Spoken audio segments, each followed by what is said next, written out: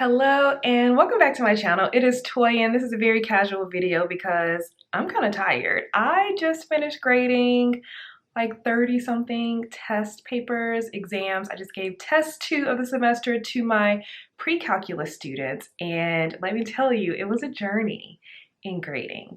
So normally for me, for this test, this material is probably the most challenging material for the students to learn in this class because it's just functions that they're at least familiar with, exponential and logarithmic functions. But I pride myself on doing such a great job of like making it more understandable for the students, and typically my students blow this test out of the water. Like it's a better score, they get a better score than they do on test 1, which is great. So they're just growing and they're building in their confidence. However, that did not happen this semester. I graded my first class, which, disclaimer, my first class, their average was 15 points less than my second class of the day, and they just came in with a less strong math foundation than my other students in my other class. But I work with them, I help build them up. They are way stronger than they were at the beginning of the semester. However, I think the way that spring break was timed, we had a tragedy on campus, and they just had not been working through the material as quickly as students have in the past. And so what I believe happened is they were not practicing on their own. So they did not do well. I was like, oh no, the average was really, really bad. And then I graded my second class and I was like, oh, someone made 100. It's just fine. So it's really that class and a few isolated people in my other class. And I did not want this test to truly discourage the ones who should stay in the class versus the ones who need to take the drop back course and get more foundational help.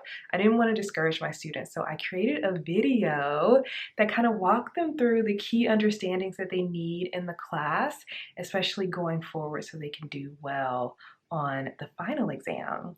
So the way I went about it was I was grading my test. And then as I was grading the test, I like jotted down some topics that they were really struggling with.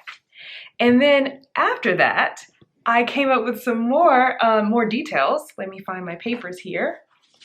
I created some notes. I was like, let me create some problems and some notes that truly highlight the things they really need to understand that they're having misconceptions about.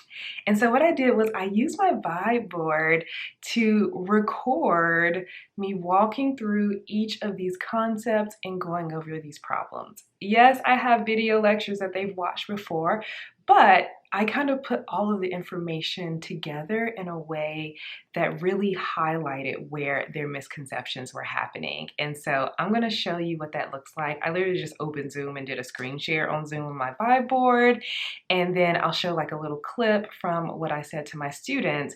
Hi everyone, it's Dr. Ali. I just wanted to share a few key things that I noticed when I was grading that I think you definitely need to understand as we go through the course, and especially as the final exam is coming up. So I just wanted to share some main things you need to keep in mind as you do your exam reflections, as well as throughout the rest of the course. Okay, so I'm going to share my screen and then I'll walk through some problems. And the nice thing about my vibe board is I can like give my students a PDF of my notes so they could just follow along, or they could just watch the video and write for themselves. And so yeah, this is just a quick video just to share some like just in time things that I do with my classes when they need additional help, like creating an extra video to kind of bring some things together for them. So hopefully they don't get discouraged. But yeah, I'll have to keep you posted to see what happens after this experience. Thank you so much for watching this video. I will see you in the next one.